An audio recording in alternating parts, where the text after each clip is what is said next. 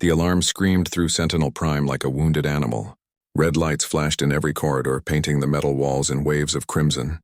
Taman dropped his wrench and looked up from the air filtration unit he was repairing. His hands were covered in grease, his uniform stained with oil. He had been working in the lower maintenance section when the warning came. All personnel, this is Admiral Hyunwoo. We are under attack. Enemy fleet has breached the outer defense perimeter. This is not a drill. Combat teams to stations. Non-essential personnel begin evacuation immediately. Taman wiped his hands on his pants and ran toward the main corridor. His heart pounded in his chest. He had heard about attacks before, but this was his first real one. Around him, other crew members rushed past. Some were soldiers carrying weapons. Others were technicians like him, looking scared and confused. He reached the central hub where hundreds of people gathered. The massive view screen showed space outside the station. Taman stopped and stared. Ships, dozens of them. They looked like floating crystals, reflecting starlight in strange colors, beautiful and terrifying at the same time. Those are Vreth ships, someone whispered next to him. I heard they destroyed 3 colonies last month. The crystal ships moved closer.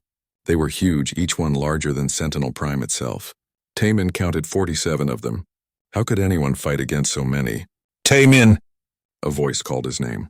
He turned and saw Lieutenant Bo-Ra running toward him. She wore full combat armor and carried a plasma rifle. Why are you still here? Get to the evacuation shuttles now. I was in the lower section. I came as fast as I could. Bo-Ra grabbed his shoulder. Listen to me. The combat teams will handle this. Your job is to get on a shuttle and leave. Understand? Taman nodded. Bo-Ra was already running toward the defense stations, shouting orders to her squad. He watched her go, feeling useless. She was a real soldier. He was just a maintenance guy who fixed broken air filters and cleared blocked pipes. The station shook. Explosions echoed through the metal walls. Taman stumbled and caught himself against a railing. The view screen showed one of the crystal ships firing beams of blue energy. The station's shields flashed where the beams hit, but they were weakening. He could see it. Move, move! Someone pushed him from behind. The crowd surged toward the evacuation shuttles. Taman let himself be carried along with the flow of people. They reached the hangar bay where 6 large shuttles waited. Each one could carry 50 people. Crew members were already boarding, pushing and shoving to get inside. Taman joined the line. In front of him was Dr. Ji-won, the station's chief medical officer. She held a small child in her arms, trying to comfort the crying girl. Behind him were engineers, technicians, kitchen staff, everyone who wasn't supposed to fight. Another explosion rocked the station. This one was closer, much closer. Taman looked toward the eastern hangar, the one on the other side of the hub. Smoke poured out of the entrance. Through the smoke, he saw movement, figures made of crystal and light. They walked on 2 legs like humans, but taller. Their bodies glowed with inner fire. They're inside. Someone screamed. Panic spread through the crowd like electricity. People pushed harder, desperate to board the shuttles. Taman stood frozen, watching the crystal beings enter the station. They moved slowly, carefully, their heads turning to scan the area. One of them raised an arm. Blue light gathered at its palm. Take cover! A soldier yelled. The blue light shot forward and hit a cargo container. The explosion threw 3 people to the ground.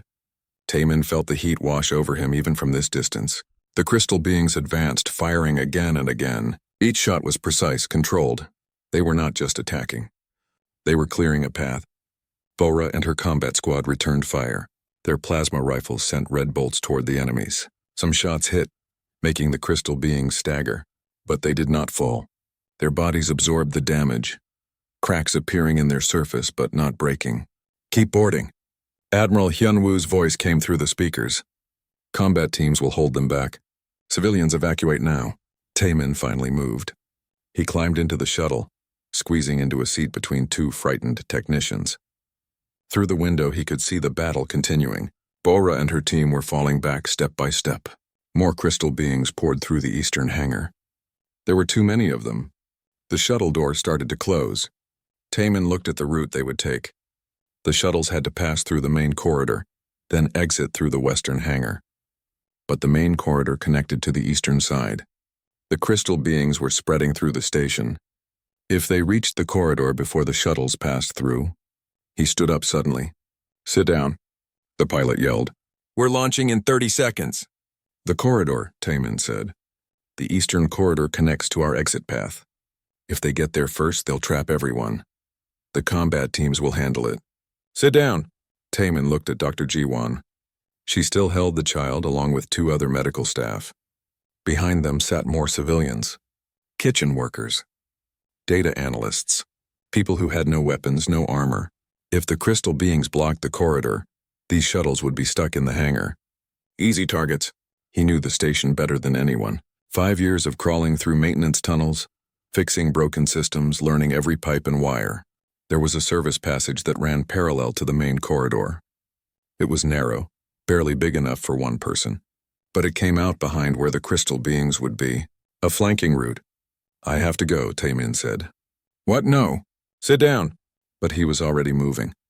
He pushed past the confused passengers and jumped out of the shuttle just before the door sealed. The pilot shouted something, but Taman was running.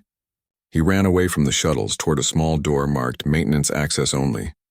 His hands shook as he entered his code. The door opened with a hiss. Behind him, he heard the shuttles starting their engines. They would launch in minutes. They would reach the corridor in 5 minutes. He had to be faster. The maintenance tunnel was dark and cramped. Taman pulled out his work light and started crawling. His mind raced with calculations. Distance, time, the layout of the station. He had walked these paths 1,000 times in the dark. His body knew the way even when his eyes could not see. Above him, through the metal walls, he heard more explosions. The battle was getting worse. He crawled faster, ignoring the pain in his knees and elbows. Sweat dripped into his eyes. In the eastern hangar, the crystal beings continued their advance. Their sensors detected hundreds of life signs throughout the station. They identified combat personnel and marked them as threats. But their sensors also picked up one signal moving through the maintenance tunnels, a single human alone moving away from the evacuation point. The Vreth tactical computer analyzed this signal. Classification, maintenance worker. Threat level 0. Recommendation, ignore. The crystal beings did not pursue. They had more important targets. One fleeing technician meant nothing in the scope of battle.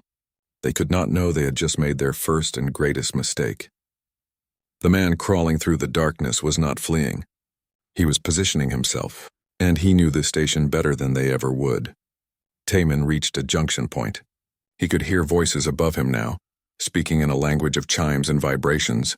The crystal beings were directly overhead. He was behind their position. The shuttles would pass in front of them in 3 minutes. He looked at the tools on his belt, a plasma torch, a heavy wrench, a portable power cell. Not weapons, but tools could become weapons in the right hands. He took a deep breath and started climbing toward the access hatch. His fingers found the emergency release. One pull and he would be in the corridor behind the enemy line, alone and unarmed against beings made of crystal and energy. Taman thought of his sister Hye-jin, who died protecting an evacuation. He thought of Dr. Jiwan and the child in her arms. He thought of all the people on those shuttles who just wanted to live. He pulled the release. The hatch opened above him, and Corporal Taman entered the battle. Taman pulled himself through the hatch and into the corridor. The crystal beings stood 15 meters ahead, their backs to him. There were 5 of them, tall and glowing with blue light. They faced the direction the shuttles would come from, weapons ready. An ambush. He had maybe 2 minutes before the shuttles arrived. 2 minutes to do something. But what could one maintenance technician do against 5 alien warriors? His hand touched the plasma torch on his belt. The tool was designed to cut through metal pipes, reaching temperatures hot enough to melt steel. He looked up at the ceiling. The corridor had environmental controls every 20 meters.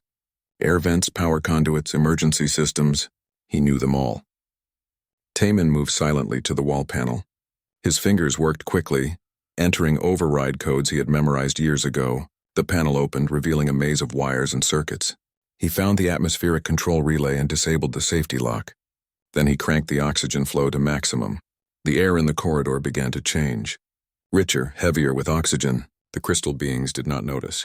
They did not breathe like humans did. Taman raised his plasma torch and aimed at the overhead power conduit. The metal housing was old, full of exposed sections that had been marked for repair but never fixed. Budget cuts, the supervisor always said. No money for non-essential maintenance. He triggered the torch. The white-hot flame touched the exposed conduit. Sparks showered down like burning rain. The oxygen-rich air caught fire instantly. The corridor exploded into flame. A wall of fire swept over the crystal beings, temperatures reaching 2,000 degrees in seconds. Their bodies, designed to absorb energy weapons, were not prepared for this. The intense heat caused cracks to spread across their crystalline forms. They staggered, their internal light flickering. Taemin ran. He ran back toward the hatch as the fire spread. Behind him, the crystal beings tried to return fire, but their aim was wild, their systems damaged. One of them collapsed, its body shattering into pieces on the floor. The shuttles arrived seconds later. They passed through the corridor while the crystal beings were still recovering from the fire. The pilots saw the flames and the damaged enemies but did not understand what happened. They just flew faster, grateful for the opening. Taemin dropped back into the maintenance tunnel and sealed the hatch above him. His hands were shaking. His heart hammered in his chest. He had just attacked alien invaders with a plasma torch and some environmental controls. It was insane. It was desperate. But it worked. He sat in the darkness for a moment, catching his breath. Through the metal walls, he heard the shuttles leaving the station. They made it. Dr. Ji-won and the others were escaping. He smiled despite everything. Then a voice crackled through his comm unit. "This is Senior Engineer Dae-hyun in reactor control. Is anyone still on this station? Please respond." Taemin activated his comm. "This is Corporal Taemin. I'm in the maintenance tunnels near Section 7. You're still here too?" "Couldn't leave," Dae-hyun replied. His voice sounded tired. "The Crystal Warriors sealed the reactor level before I could evacuate. I've been trapped here for 20 minutes. Who else is with you?" "Nobody. Just me." Silence for a moment. Then Dae-hyun laughed, a bitter sound. "Two maintenance workers against an invasion fleet. The universe has a sick sense of humor. Can you access the station's systems from there?" Taemin asked. "I have full control of the power grid and primary systems. Why?" Taemin started crawling through the tunnel again, moving toward the central section. "Because I have mobility and you have power. Together we might be able to slow them down. Buy time for the evacuation fleet to get away." "Slow them down? Kid, there are hundreds of those crystal things on this station now. What can two of us possibly do? I just took out 5 of them with a plasma torch and some oxygen. I think we can do more than they expect." Another pause. Then Dae-hyun's voice came back, stronger this time. "All right. Tell me your plan." "I know every tunnel, every system, every weak point in this station, and they don't know I'm here. They think I evacuated with everyone else. We use that. We hit them where they're not looking and disappear before they respond. Guerrilla tactics," Dae-hyun said. "My grandfather fought like that in the colony wars. It can work, but we'll need to be smart." Taemin reached a junction that had a view panel. He looked through the thick glass into a cargo bay. Crystal beings moved through it, examining equipment and securing the area. They moved with confidence, like they owned the station already. "I'm watching them now," Taemin said. "They're organized, but they're not worried. They think they've already won. Good, overconfidence is a weakness we can exploit. Where are they concentrating their forces?" Taemin counted the groups he could see. "Main hangar, reactor-level approaches, command center. They're trying to capture key systems. Then we hit everywhere else. Make them spread out. Dae-hyun, can you remotely lock sections of the station?" "Yes, I can seal bulkheads, reroute power, control life support." "What do you need?" "Seal Section 9. There's a crystal squad moving through there now. Trap them inside." Taemin heard keyboard sounds through the comm. "Done, they're locked in Section 9. Now what?" "Cut the power to that section. Make them think it's just a system failure from the battle damage." More keyboard sounds. "Power cut. What are you planning?" Taemin was already moving through the tunnels toward Section 9. "This station has mining equipment and storage. We were supposed to use it for asteroid processing, remember? Big industrial lasers strong enough to cut through rock. Those haven't been activated in 2 years. They might not even work." "They'll work. I maintained them myself. And those lasers are on an independent power system because of safety regulations. Cut main power, but the mining systems stay active." Understanding dawned in Dae-hyun's voice. "You want to use mining lasers as weapons? The crystal beings won't expect it. They're focused on military systems. Nobody thinks about the mining equipment." Taemin reached the storage bay that held the mining equipment. He entered through a maintenance hatch and found himself surrounded by massive machinery. The mining lasers were mounted on robotic arms, designed to precisely cut ore from asteroids. Each laser could punch through 5 meters of solid rock. He climbed into the control seat and activated the system. The screens lit up, showing him targeting data. Through the storage bay window, he could see into Section 9. The crystal beings were trying to break through the sealed bulkhead, their energy weapons cutting into the metal. Daehyun, I need you to unseal one wall panel in Section 9, facing the storage bay, just enough to give me line of sight. That will let them see you too. Only for a few seconds. Trust me. The wall panel slid open. The crystal beings turned toward the opening, raising their weapons. But Taemin was faster. He locked the targeting system onto the first target and fired. The mining laser was never meant for combat. It was industrial equipment designed for precision work. But precision was what Taemin needed. The beam shot through the opening and hit the nearest crystal being directly in its core. The concentrated energy was different from the combat weapons the aliens had faced before. It was pure focused heat. The crystal being exploded. Shards of crystal flew in every direction, some of them embedding in the other aliens. Taemin fired again and again. The mining laser swept across Section 9 like a scythe. 3 more crystal beings fell before the survivors managed to take cover. Seal it! Taemin yelled. The wall panel slammed shut. Taemin was already running, abandoning the mining laser and diving back into the maintenance tunnel. Behind him, he heard the crystal beings firing at where he had been, their shots tearing into the empty storage bay. 4 confirmed destroyed, Daehyun said, his voice excited. Taemin, that was incredible. It won't work twice. They'll be ready for it now. We need different tactics. Already thinking ahead. I like that. What else can we use? Taemin crawled through the tunnel, his mind racing. The station has automated defense turrets, right?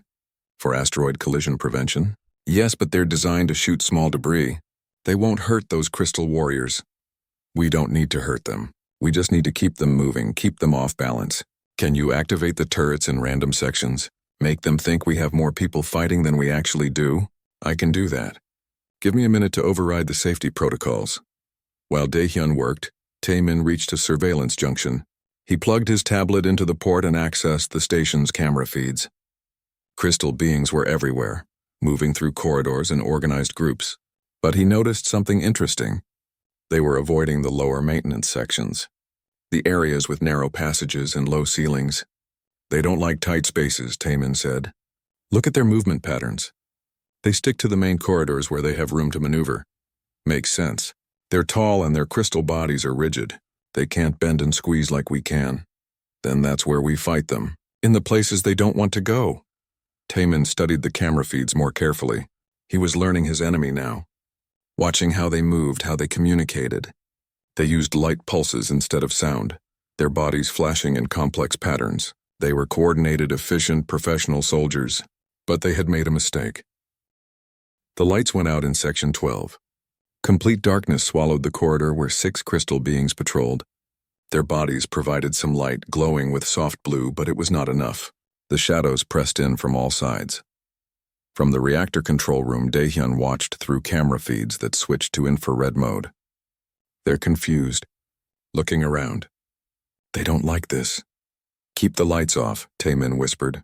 He was in the ceiling, crawling through a ventilation shaft directly above the patrol. How long until they adapt? Maybe 2 minutes. Their eyes are adjusting to the darkness. Then I have 2 minutes. Taemin had prepared carefully.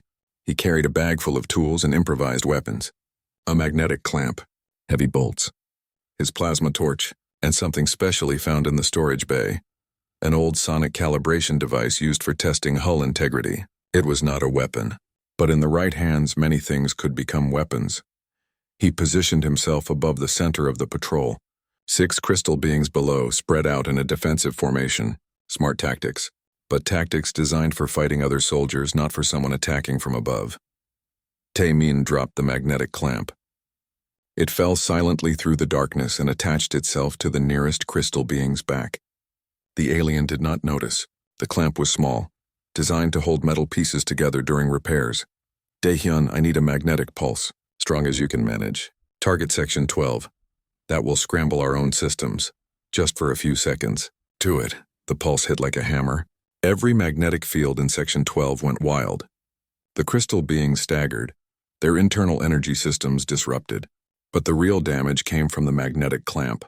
Supercharged by the pulse, it pulled the crystal being backward with incredible force. The alien crashed into its companions. All 6 of them fell in a tangled heap. Taman dropped through the ventilation grate. He landed on top of the pile and activated his plasma torch.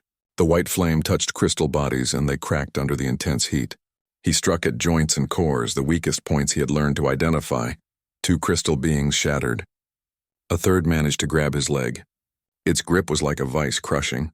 Pain shot through Taman's body. He swung the plasma torch down and cut through the alien's arm. It released him with a pulse of light that might have been a scream. He scrambled away, diving back into the ventilation shaft as the remaining crystal beings recovered. Energy blasts followed him, burning the metal where he had been seconds before. He crawled fast, ignoring the pain in his leg. 2 more confirmed destroyed, Daehyun reported. But Taman, you're hurt. I saw how you moved. I'll manage. How many have we taken down total? 11 confirmed, 3 more damaged. Out of maybe 200 on the station. Then we keep going. But Taman knew they could not keep using the same tricks. The crystal beings were learning. Each attack taught them something new. They were adapting their patrols, checking overhead spaces, moving faster through dark sections. He needed to think differently. Fight smarter. Daehyun, tell me about the station's original design. Before it became a defense station, what was this place? It was a research facility. They studied asteroid mining, tested new drilling techniques. Why? What kind of tests? All kinds. Explosive mining, laser drilling, controlled detonations. They even experimented with focused gravitational fields for breaking up large rocks. There's still equipment stored in the lower levels. Taemin stopped crawling. Gravitational field generators? Do they still work? I don't know. Nobody's used them in years. But the power systems should still be functional. I maintained the connections in case someone decided to restart the research. Where are they? Level 3, Section 18. But that area is crawling with crystal warriors. They set up some kind of command post down there. Perfect. That's exactly where I need to go. Are you insane? That's suicide. Taman checked his tablet, studying the layout of Level 3. Maybe, but I'm tired of playing defense. Time to take something from them. He changed direction, crawling toward the lower levels. His leg throbbed where the crystal being had grabbed him. He could feel swelling through his pants, probably a fracture. But he could still move, still fight. The journey took 30 minutes. 30 minutes of crawling through narrow spaces, avoiding patrols and fighting through pain. When he finally reached Level 3, he was exhausted. But he could not stop. Through a grate, he observed the crystal being's command post. They had taken over the old research laboratory, turning it into a coordination center. Dozens of aliens worked at captured human computers trying to access station systems. In the center stood one that was different from the others. Larger, with more complex patterns of light pulsing through its body. A leader. I see their commander, Taman whispered. Don't even think about it. You can't fight that many. I'm not going to fight them. I'm going to use their own success against them. Taman studied the room carefully. The gravitational field generators were in a sealed chamber at the far end. The crystal beings had not noticed them, focused on the computers and communications equipment instead. To them, the old research gear was just junk. Daehyun, can you access the gravitational generators remotely? Give me a minute. Keyboard sounds came through the comm. Yes, I have control. But these things are dangerous. They were designed to crush asteroids. If you turn them on in that room, you'll crush everything, including yourself. Not if I'm not in the room. Can you set a delayed activation? How long do you need? Taman calculated distances and his current condition. 5 minutes. And I need one more thing. Can you override the airlocks on Level 3? What are you planning? Just trust me. When I give the signal, seal every exit from that research lab. Lock those crystal warriors inside. Then activate the gravitational generators at maximum power. Taman, if this goes wrong, if it goes wrong, at least I tried. Better than dying in a maintenance tunnel. He crawled closer to the research lab, positioning himself near the main door. His heart pounded. This was the riskiest thing he had attempted. If the crystal beings detected him before he was ready, he would die. Simple as that. But he thought about the 3,000 people who escaped, Dr. G1 and the child she held, the families who would see their loved ones again because 2 maintenance workers refused to give up. He pulled out the sonic calibration device. The thing was heavy, designed to send powerful sound waves through metal to detect flaws. He adjusted the settings, cranking the frequency as high as it would go. Then he activated it and threw it through the lab door. The device hit the floor and screamed. The sound was beyond human hearing, but Taman saw the effect immediately. Every crystal being in the room stopped moving. Their bodies vibrated, resonating with the sonic frequency. Cracks appeared on their surfaces. Now, Taman yelled. Seal the doors! The airlock slammed shut. Every exit from the research lab locked simultaneously. The crystal beings rushed toward the doors, trying to force them open. Their leader, the large one, directed them with flashing light patterns. Organized, efficient, but trapped, Taman dragged himself away from the door as fast as his injured leg allowed. Activate the generators! Are you clear? Clear enough, do it.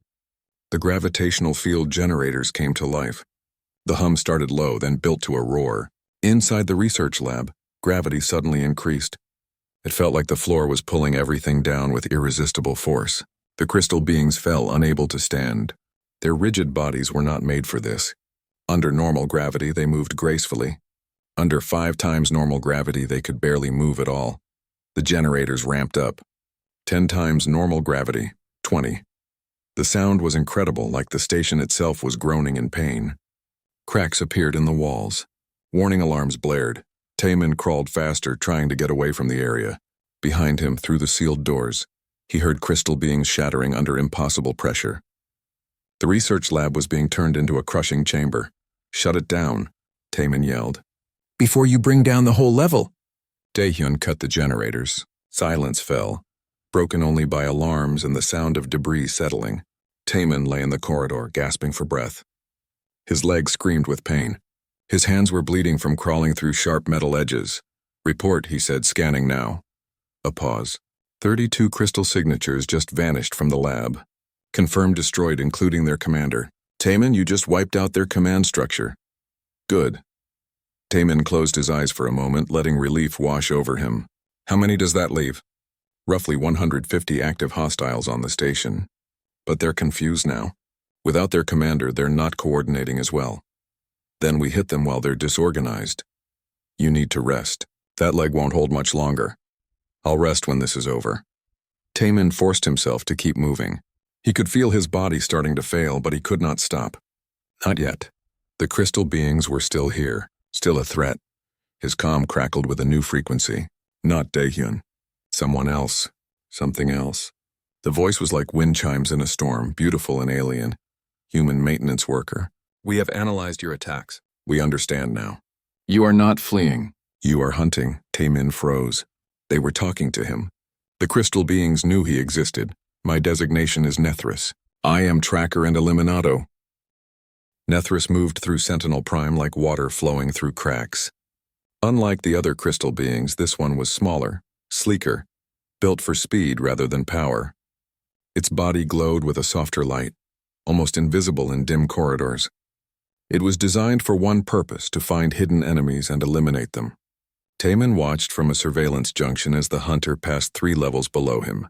Even through the camera, he could tell this one was different. It moved wrong. Too smooth. Too quiet. The other crystal beings walked like soldiers. This one moved like a predator.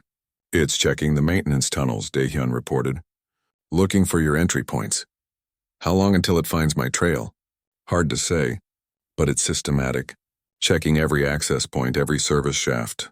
Give it an hour and it will narrow down your location. Then I need to move. Stay unpredictable.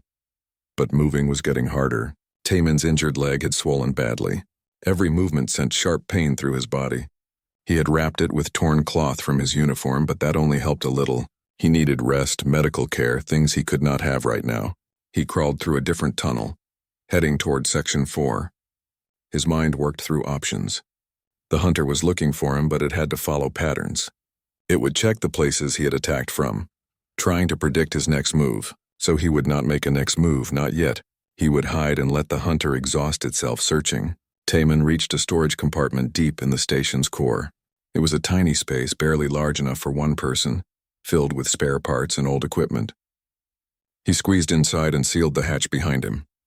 Then he turned off his comm and his work light. Complete darkness surrounded him. He sat in the blackness and tried to think. Tried to plan, but exhaustion was catching up with him. His body demanded rest, His eyes closed despite his best efforts to stay alert. He dreamed of his sister Hyejin. She was flying her fighter through an asteroid field, laughing as she dodged and weaved. "You always think too much, little brother," she said. "Sometimes you just have to act on instinct." "But I'm not like you," he replied in the dream. "I'm not brave." She looked at him with warm eyes. "Bravery is not about being fearless. It's about being scared and doing what needs to be done anyway. You're braver than you know." Taemin woke with a start. How long had he been asleep? He checked his watch. 2 hours. 2 hours of unconsciousness while a hunter stalked him through the station. Stupid. Dangerous. He activated his comm carefully, keeping the volume low. "Daehyun, you there?" "Where have you been?" "I've been trying to reach you for an hour." "I fell asleep. Sorry, where is the hunter?" "It found your trail in Section 7. Followed it to the place where you fought that patrol yesterday. Now it's circling the area, searching for your current position." "How many other crystal beings are still active?" "About 120. They're consolidating their forces, retreating to defensible positions. I think they're scared of you. They should be scared of both of us. Actually, I think they only know about you. They haven't detected my presence in the reactor control room. The radiation shielding is blocking their sensors." Taemin thought about that. The crystal beings knew one human was fighting them, but not two. That information imbalance could be useful. "Daehyun, I have an idea. But it's risky." "Everything we've done has been risky. Tell me. The hunter is looking for me. What if we give it what it wants? But on our terms, in a place we control. A trap." "Exactly. But not just any trap. We need something that will work on a hunter specifically. Something that uses its own skills against it." "What do you have in mind?" Taemin looked around the storage compartment. His eyes fell on an old sensor array, mothballed years ago when the station upgraded its systems. The array was designed to detect heat signatures, movement, electromagnetic activity, all the things a hunter would look for.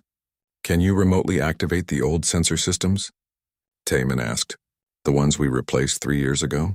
"Maybe. Why?" "Because those sensors are sensitive. Really sensitive. Too sensitive, which is why we replaced them.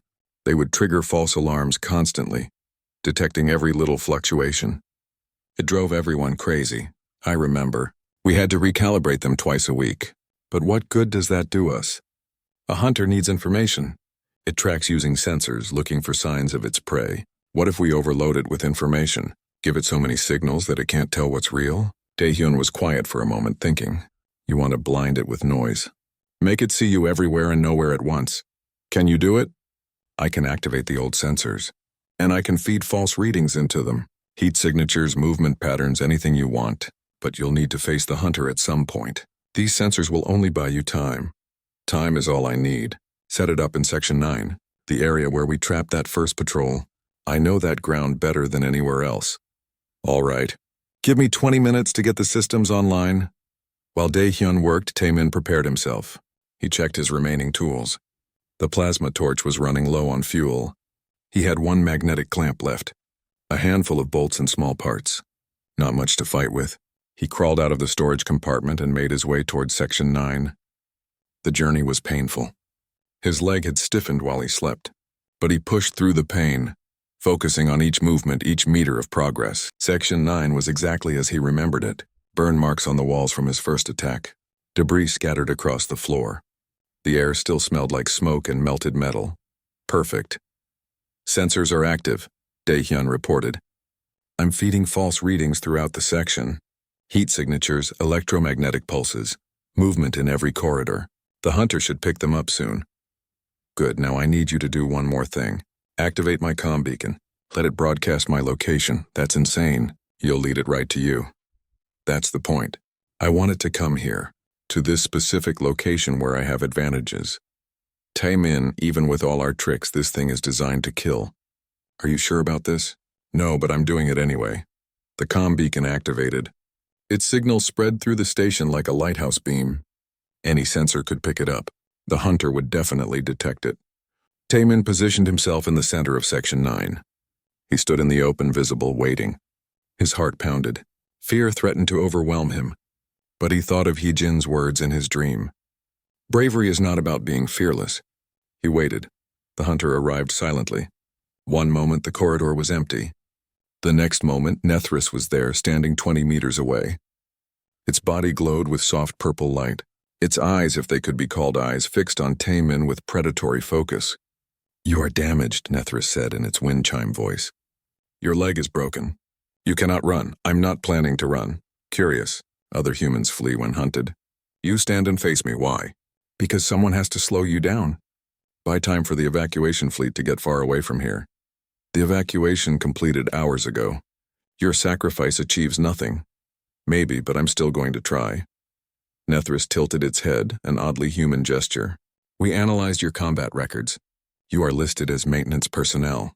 No combat training. No military honors. Yet you have destroyed 43 of my kind. Explain this contradiction. I know this station better than anyone. And you made a mistake. You ignored me. Thought I was not a threat. We have corrected that error. I do not underestimate you. That's your second mistake." Taemin triggered the old sensors at maximum power. Every detector in Section 9 activated simultaneously, flooding the area with overlapping sensor sweeps. Heat detectors, motion trackers, electromagnetic scanners, all of them screaming with false readings. Nethris staggered. Its body flickered as it tried to process the overwhelming input. Hunters relied on precise information. This was chaos, white noise drowning out everything real. Taemin moved. Not forward but sideways, diving into a maintenance hatch. He had positioned himself carefully so that escape route was in his blind spot, but not in Nethris's view. Energy blasts followed him, but they were wild, unfocused.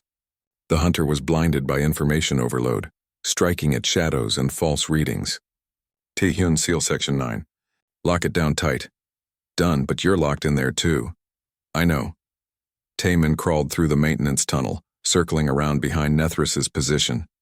The tunnel was narrow, forcing him to drag his injured leg. Pain exploded with every movement, but he gritted his teeth and kept going. Through a grate, he saw Nethris recovering. The hunter was adapting, learning to filter out the false sensors. Soon it would be able to see clearly again. Taemin had maybe 1 minute of advantage left. He positioned himself directly above the hunter. Then he pulled out his last magnetic clamp and his plasma torch. This had to work. If it did not, he was dead. Taemin dropped through the grate. He fell on top of Nethris, attaching the magnetic clamp to its back before the hunter could react.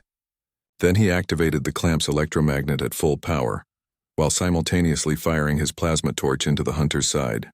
The magnetic field disrupted Nethris's energy matrix. The plasma torch cracked its crystalline structure, but the hunter was strong. It grabbed Taemin and threw him across the corridor. He hit the wall hard, his injured leg screaming in agony. Taemin woke in a hospital ship 3 weeks later. The first thing he noticed was the absence of pain. His leg was wrapped in regeneration bandages, medical nanites working to rebuild shattered bone.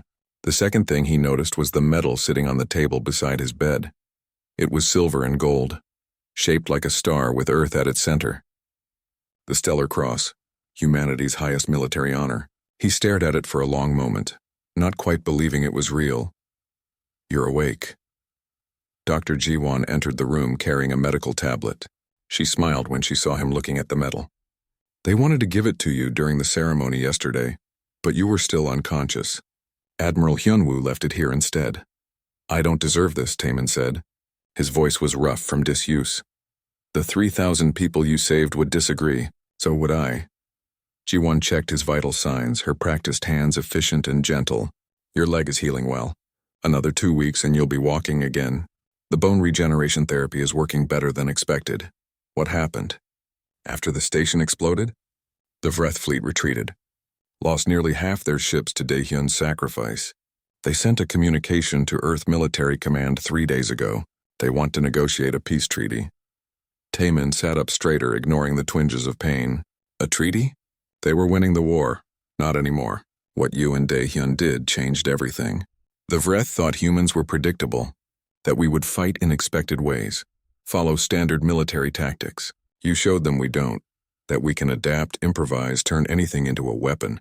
You scared them, Taemin. 2 maintenance workers scared an entire alien empire? Yes, because you proved that every human is dangerous when we need to be. Not just our soldiers, our engineers, our technicians, anyone. The Vreth cannot occupy human worlds if every civilian might turn into a guerrilla fighter. The strategic calculus changed. The door opened and Admiral Hyunwoo entered. He was a tall man with gray hair and sharp eyes. He looked tired, like someone who had not slept properly in weeks. Behind him came Lieutenant Bo-Ra, still wearing her combat armor. "Corporal Tae-min," the Admiral said. "It's good to see you awake." Tae-min tried to salute from his hospital bed, but Hyunwoo waved him off. "None of that. You've earned the right to relax. Sir, I need to know. Dae-hyun, was there any chance?" The Admiral's expression softened with sadness. "No. The reactor control room was at the center of the explosion. It was instantaneous. He did not suffer." Tae-min nodded, fighting back tears. He had known, but hearing it confirmed still hurt. "His family knows what he did," Hyunwoo continued. "His daughter Mi-sun and granddaughter Yoon-ji were on the evacuation fleet. They wanted me to tell you that they're grateful. That Dae-hyun always talked about doing something important with his life. He did. He saved us all," Tae-min said quietly. "You both did. The combat logs show 43 confirmed Vreth casualties directly attributed to you, plus 32 more from the gravitational trap, and 18 ships destroyed in the reactor explosion. 100 Vreth warriors fell to 2 maintenance workers armed with improvised weapons and knowledge of station systems. Military academies will study this engagement for decades." Bo-Ra stepped forward. "I reviewed your tactics. Everything you did, using environmental systems as weapons, psychological warfare through sensor manipulation, turning mining equipment into artillery. It was brilliant, unconventional warfare. I was just trying to survive," Tae-min said. "You were thinking like a soldier, better than most soldiers I know. You saw opportunities where others would see only problems. That's a rare gift." The Admiral pulled up a chair and sat beside the bed. "I need to ask you something, Tae-min. What made you stay behind? You were ordered to evacuate with everyone else. You could have escaped safely." Tae-min thought back to that moment in the hangar, watching the crystal beings advance, seeing the evacuation route that would pass through their position. "I knew the station, knew there was a flanking route through the maintenance tunnels. Nobody else would have thought of it.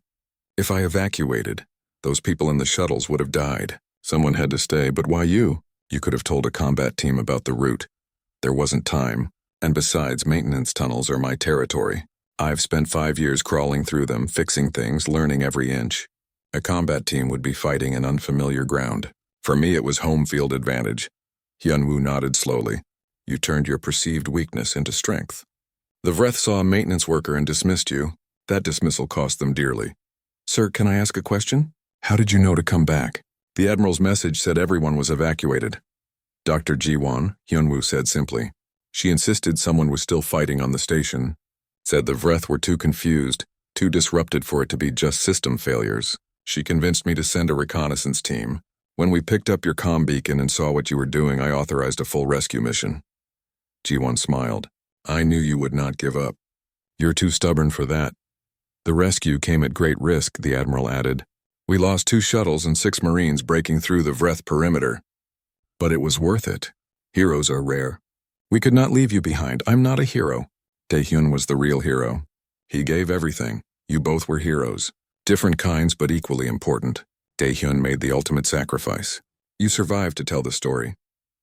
"Both matter." Bo-Ra cleared her throat. "Actually, about that story. Earth Military Command wants to interview you. Record everything that happened. They want to create new training protocols based on your tactics." "Training protocols? For what?" "For unconventional warfare. Teaching soldiers to think like you did. To see the environment as a weapon. To use knowledge instead of just firepower." Bo-Ra hesitated, then continued. "They also want to offer you a position. Combat instructor at the military academy. Teaching tactical improvisation." Tae-min was stunned. "I'm just a maintenance technician." "You were a maintenance technician. Now you're the man who held off an invasion fleet with a plasma torch and environmental controls. Things have changed." The Admiral stood. "You don't need to decide now. Take time to heal, to process everything. But know that humanity wants to learn from you. Wants to be ready if the Vreth ever attack again. Do you think they will? Honestly? I don't know. The peace negotiations are ongoing. But the Vreth learned respect for humanity. Fear, even. That's better than being dismissed as primitive. You gave us leverage in those negotiations." After the Admiral and Bo-Ra left, Ji-won stayed behind. She sat in the chair and looked at Tae-min seriously. "How are you really doing? Not your leg, you." Tae-min was quiet for a long moment. I keep thinking about all the things that could have gone wrong. If the plasma torch had run out of fuel sooner. If Dae-hyun had not been in the reactor control room. If the mining lasers had not worked. So many ways it could have ended differently. But it didn't. You succeeded. Barely. And Dae-hyun died. The station was destroyed. Was it really a success? 3,000 people are alive because of what you did. Families are together. Children still have parents. That's success.